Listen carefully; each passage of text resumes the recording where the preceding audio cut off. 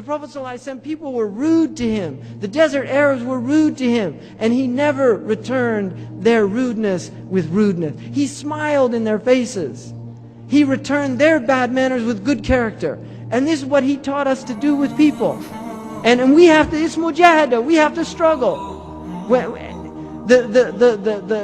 sabr is in sadmat al-ula. Patience, when the woman who was in the graveyard, and she was mourning over, and the Messenger of Allah passed by her, and he said that this is a musibah and you should be patient. And she said, you didn't have the tribulation that I had. That's how she answered him. And he just left her. Now look at the character there. He didn't say, don't you know who I am? I'm the Messenger of Allah. You can't talk to me like that.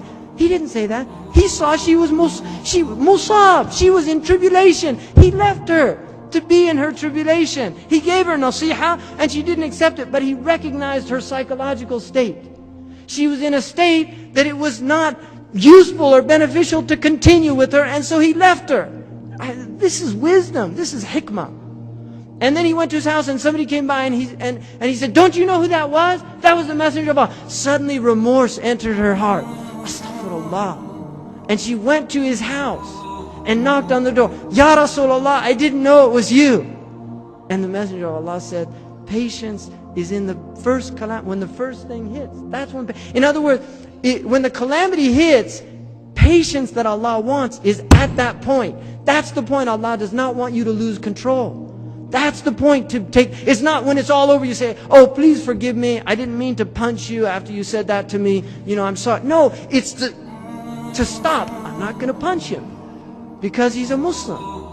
Right? I'm not going to do that. I'm not going to engage. I'm not. And that is mujahada. That is learning to suppress the nafs for the sake of Allah subhanahu wa ta'ala. Because we're here for Allah. We're not here for, and this is ikhlas, to do it for Allah's sake. Really, to do this for Allah's sake. To forgive your brother for Allah's sake. To forgive your sister for Allah's sake. Not for them. To do it for Allah subhanahu wa ta'ala. Really. There's people in here that haven't talked to their brother or their sister, or some of them to their mothers and their fathers.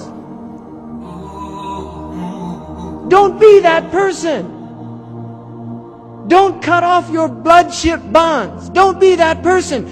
Do it for the sake of Allah. And a man came to the Messenger of Allah. He said, Ya Rasulullah, asilu akhi wa yaqta'uni, u'tihi wa yamna'uni, uwasiluhu wa la yuwasiluhu. I give him, he withholds. I come to him, he cuts me off. What should I do? He said, that is silat al-rahm. That what you're doing is the right thing, and continue to do it even though he's cutting you off.